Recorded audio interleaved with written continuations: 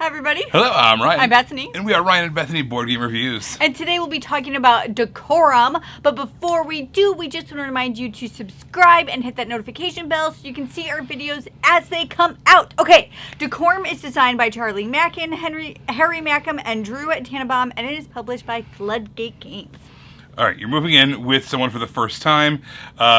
You've got your way of decorating. They've got their way of decorating. And they're different. Yeah. And you don't want to, make anybody mad, but, you don't like what they're doing. Right, way too much retro going on. And a lot of red. But you don't want to tell them. You don't want to hurt their feelings. But also you're going to suddenly make some changes. Yeah. And they've got things about you that they don't like either. So you've got to make accommodations for their adaptations. So that's what we're on this game. This is a cooperative game where you are trying to decorate a home together with you and your roommates, while keeping everything the way everyone likes it, even if it seems like it can't all happen at the same time. There's a way. You just got to figure out how to do it. But there's limited communication. This is kind of a logic puzzle style game. It is a campaign as well, so unfortunately I'm not going to show you how to play.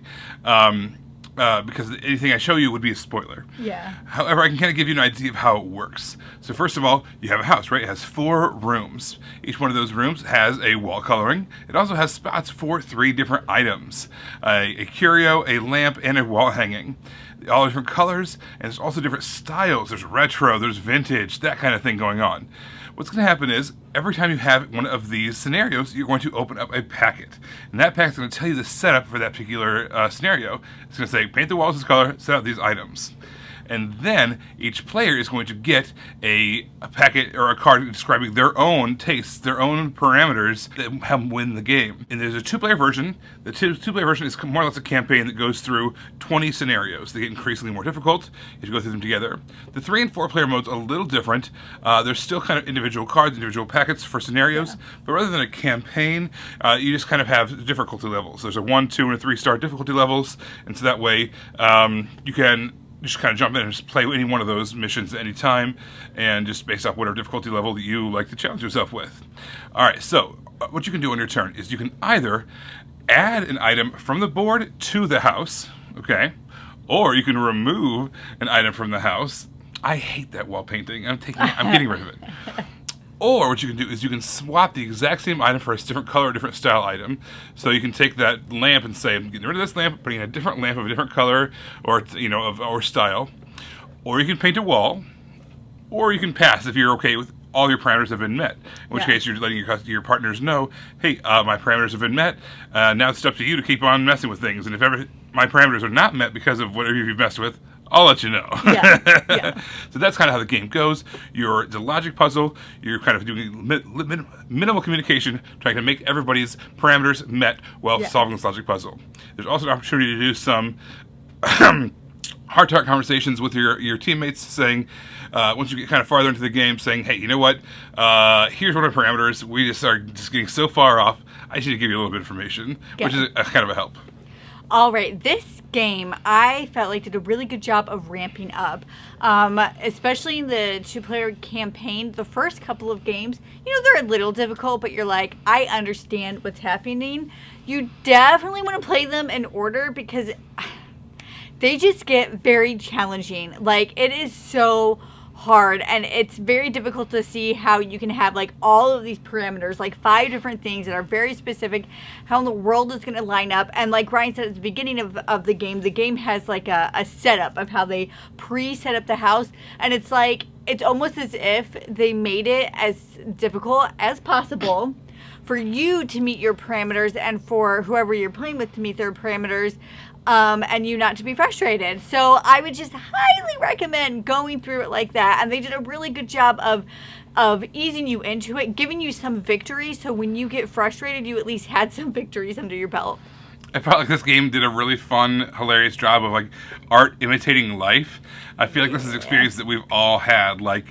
Hey, I'm not necessarily cool with the way you just did that. I don't know how to tell you.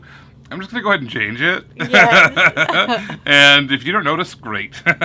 But if you do notice, okay, we'll have to come up with some other solution. But I'm just going to go ahead and just change the wall coloring and just let's see what you say about that. Yeah. Like, oh, look, our house is different. So I feel like this is just the conversations that happen as a result of this are really funny, and they've happened in households. I guarantee it. Is especially like in those heart-to-heart moments. Those are really funny moments where it's like, couldn't you figure out? I was trying to get you to do this whole time. What? Yeah. You couldn't. Why didn't you notice that I was doing that? Like, 'cause I was doing my own thing. Why didn't you notice that I was doing this? And at the same time, when you have a turn and you make a modification, every player has a chance to say whether they liked what you did or not. Yeah. So, but you can't be specific. Nope. You cannot say, I didn't want that to be read. You can say, I didn't like that. I did not. I think you're a bad decorator. Yeah, You can say vague, funny, kind of themed things that you can say.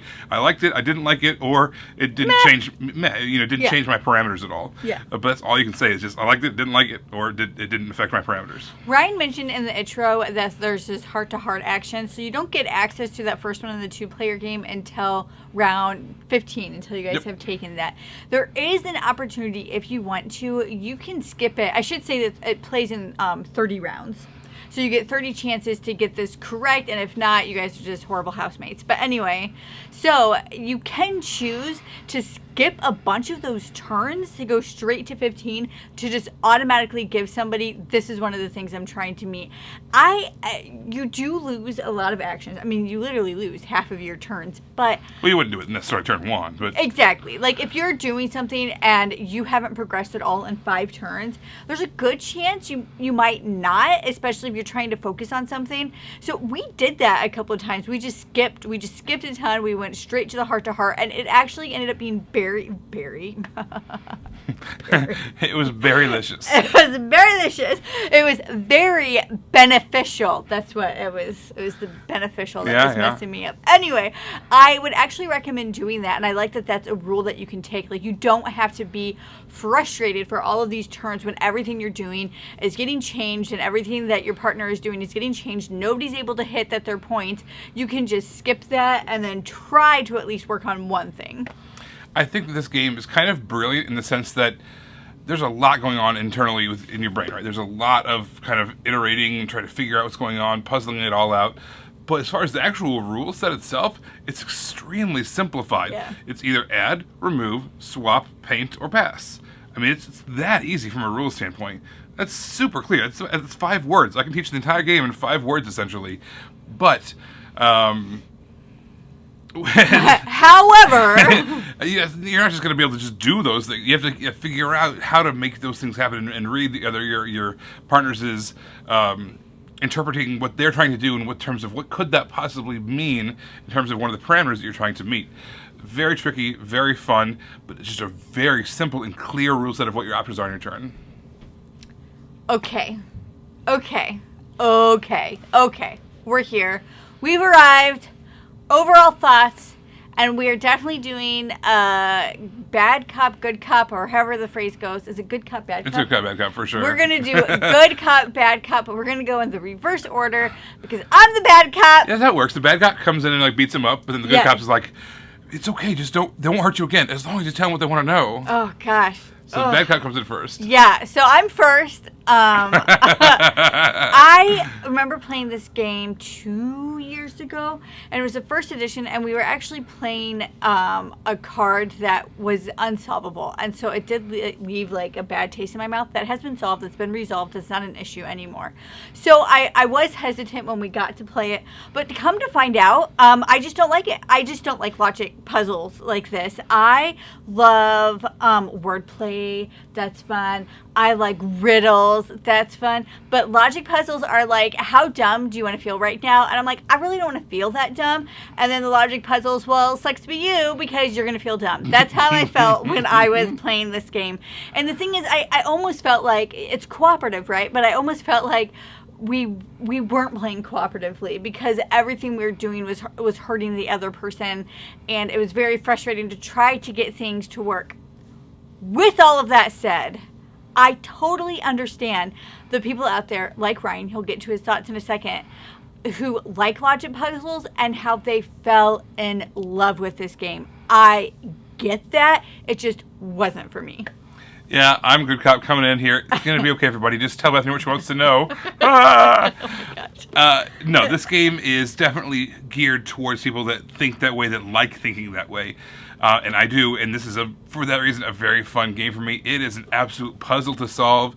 It's very challenging. Even the early missions, it's really fun trying to read into everybody else's minds, figure out what their actions mean, try to show what your actions are, by doing things repeatedly or whatever the case is. I think this is... You're absolutely right, though, as far as it can feel like it's not competitive because you're just kind of doing... It is competitive. Or it is competitive, not cooperative, because even the tagline on the box says it's a game of passive-aggressive cohabitation. Very That's such accurate. a great tagline that really matches good. the gameplay, Yes.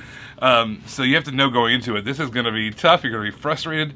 There's a lot of frustration points. That's just a reality of this kind of game. It can be very, very frustrating. So knowing that, going into that, kind of prepare your mind.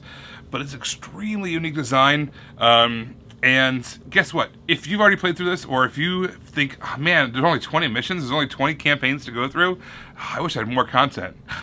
Buckle up. There's more. Stay tuned later on. We will be doing a kind of mini review of the expansion coming up soon. As we had a chance to play through that, and we both had a great time, right? Tell her what she wants to know. She's going to hurt you again. You'll have to watch the video to figure out what my thoughts are on the expansion. I'll give you a hint. It's... Well, actually, no, never mind. No. I'm not going to say anything. I'm not going to say anything. You have to tuned. watch it. You have to watch my video on that. Everybody, thank you so much for watching. Don't forget to subscribe so you can see our videos as they come out, as we talk about the expansion. And you can follow us in all of these places. You guys, thanks for watching, and we will see you next time. Bye. Bye. You guys, thanks so much for watching. This game was provided to us by a publisher in exchange for a fair and honest review. And if you want to see more stuff, check out over here to see something we think you might like. And over here, we think that YouTube has picked out a great video for you you're going to love. Thanks, guys. We'll see you next time. Bye.